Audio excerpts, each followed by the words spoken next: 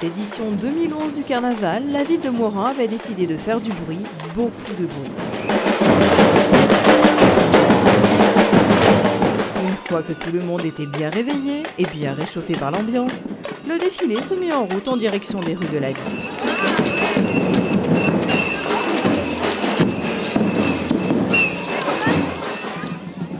Ensuite, le cortège, qui s'était encore étoffé au fil du défilé dans les rues, reprit la direction de la Halle Martin pour le traditionnel embrasement de Monsieur Carnaval. Un Monsieur Carnaval réalisé cette année encore par les enfants de la MJC. Comme d'ailleurs cet immense tambour symbolisant le thème du carnaval de cette année, Fête du bruit. Et puis comme le veut la tradition, Monsieur Carnaval prit feu et disparut entièrement sous les flammes. Et pour clôturer cette matinée musicale et conviviale, tout le monde était invité à venir déguster un bon chocolat chaud et des buns offerts par la mairie.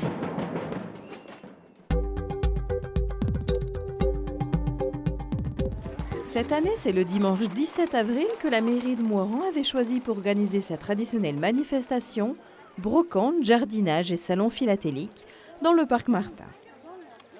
Pour cette édition 2011, la journée débuta très tôt vers 7h du matin à Tullin, d'où une montgolfière décolla avec à son bord un facteur qui avait la lourde responsabilité de porter du courrier jusqu'à Moiran. Quelques heures plus tard, à l'arrivée de la montgolfière dans le parc Martin, un public déjà très nombreux arpentait les allées de cette traditionnelle brocante organisée en collaboration avec Europucier. Quelques allées plus loin, les chalands pouvaient découvrir un espace troc-aux-plantes. Pour de nombreux amateurs de jardinage, ce fut le moment idéal pour découvrir, acheter ou échanger des plantes et des fleurs qui orneront leur jardin. Ensuite, c'est à la salle Miro que les promeneurs étaient invités à venir découvrir de très belles collections de timbres proposées par des passionnés qui se prêtaient facilement au jeu des explications pour les personnes qui souhaitaient en apprendre plus sur ces timbres inédits et originaux. Et comme chaque année, l'après-midi fut l'occasion pour les visiteurs de réaliser un baptême en montgolfière, afin de découvrir cette sensation très agréable de s'envoler dans les airs et d'avoir une vue exceptionnelle sur la ville.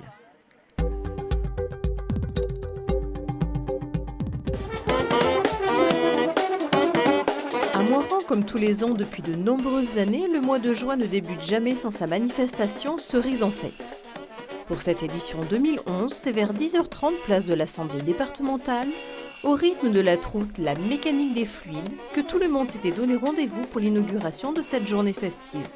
Après l'inauguration officielle par Monsieur le maire, le compte à rebours du lâcher de ballon pouvait démarrer. 6, 5, 4, 3, 2, 1. Comme chaque année, ce lâcher de ballon marqua le début de la manifestation et inonda une fois de plus le ciel moiranais de cerises géantes.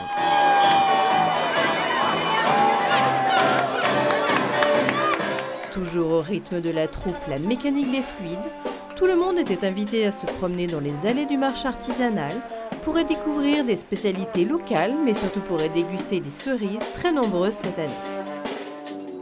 Au détour d'une allée, les promeneurs étaient invités à se rendre à la salle Miro pour admirer une exposition photo de Catherine Fardot, organisée dans le cadre des rencontres photographiques du pays voironnais. Et c'est vers 11h30 que tout le monde avait rendez-vous à la Halle Martin pour le traditionnel apéritif, suivi de l'incontournable clafoutis géant et ses 1406 parts. Vers midi, les personnes qui le souhaitaient pouvaient déjeuner sur place et déguster une paella géante concoctée par l'équipe de la Poêle à Philibert.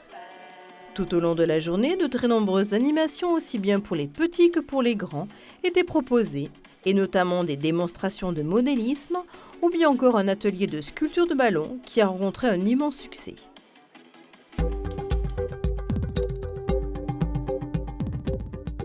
Cette année, pour les traditionnelles journées du patrimoine, la mairie de Moiran avait décidé de nous transporter 100 ans en arrière pour nous faire revivre Moiran en 1900. Pour cela, tout au long de la journée, de nombreuses manifestations étaient organisées dans la ville.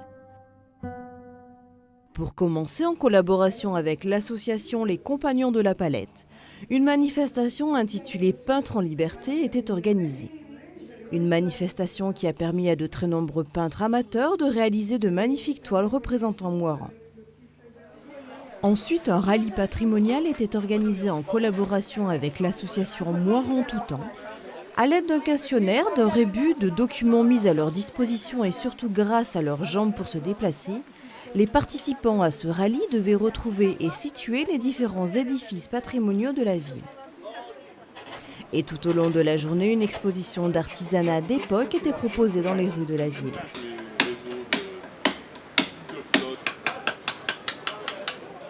L'occasion de découvrir sabotier, calligraphe, cordier, forgeron et bien d'autres métiers d'un autre temps. Pour apporter une petite touche musicale à cette journée, un peu grisâtre, tout en restant dans le thème de ces journées du patrimoine, place Général de Gaulle, un bal 1900 était organisé. Durant toute la journée, des visites guidées des édifices patrimoniaux étaient proposées. À commencer bien sûr par l'incontournable église Saint-Pierre, symbole des années 1900 à Moirans, qui pour l'occasion avait ouvert ses portes. Dans le cadre du centenaire de l'église de Moirans, en collaboration avec l'association 2011, une fresque historique mise en scène à partir des vitraux et des peintures de l'abside était présentée dans l'église de Moirans. Les deux autres seront consacrés pour l'un à Saint François d'Assise, et pour l'autre à Saint Bruno. Un spectacle haut en couleur qui a rassemblé plus de 120 acteurs amateurs et qui a connu un immense succès.